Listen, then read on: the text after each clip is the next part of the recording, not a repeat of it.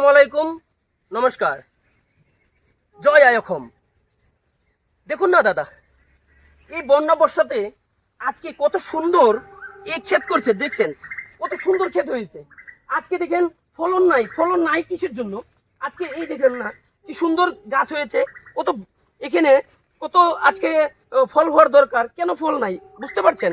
কিন্তু ক্ষেত্রার যত্ন নেওয়া হয় নাই ওরকম।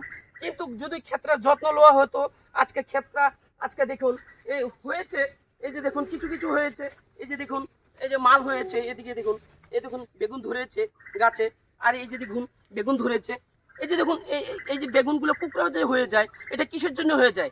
আজকে দেখুন এই যে দেখুন এই যে দেখুন এই দেখুন এই যে দেখুন বেগুনগুলো যে এই যে যে যে এই যে কুকড়া হয়ে যায়, যে এটা কিসের জন্য হয়? এই যে দেখুন বেগুনগুলো যে মরে গেছে। আজকে এগুলো কিসের জন্য হয়? আজকে আমি ভাবি কি, যে আমাদের সরকার যদি আজকে ক্ষেত বিভাগে যদি একজন অভিজ্ঞ লোক যদি দেয়, আমরা যদি এই অভিজ্ঞ লোকের থেকে যদি আমরা কিছু শিখতে পারি, ক্ষেত কিভাবে করা হয়, হ্যাঁ, যদি আমরা কিছু শিখতে পারি তাহলে ভালো হতো। আমার মনে হয় ভালো হতো।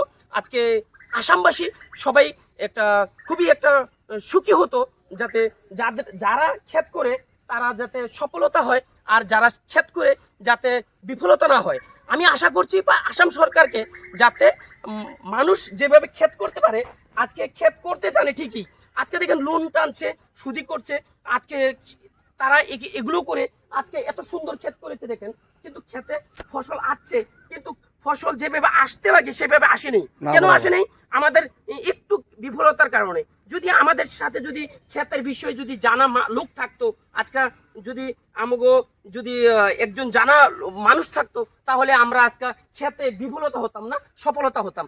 গতিকে আমি আসামবাসী যেগুলা তার মানে যাদের অনেক অনেক সম্পত্তি আছে, তাদেরকে আমি অনুরোধ জানাচ্ছি, যাতে তারা খেতিবাতি করে দেখুন আমাদের ঘর থুয়ে সমস্ত ঘর বাড়িঘর থুয়ে তারা দেশের জন্য সীমাতে লড়ছে, কিন্তু আমরা ঘরে বসে বসে খালি খাচ্ছি, কিন্তু সম্পত্তি আছে কিন্তু আমরা খেতিবাতি কিচ্ছু করছি না। গতিকে কিসের জন্য করছি না? আমাদের মাটি আছে, সম্পত্তি আছে, আমরা ক্ষেত কেন করছি না? গতিকে আমাদের এগুলো বিফলতা।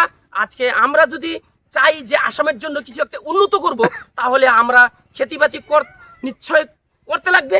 আর আমরা খেতিবাতি করার জন্যেই সবাই আগবাড়ে আসব। আর যদি আগবাড়ে আসি, তাহলে আমরা ভাবি যে আমাদের আসামের খুব একটা সফলতা হব বলে আশা রাখছি।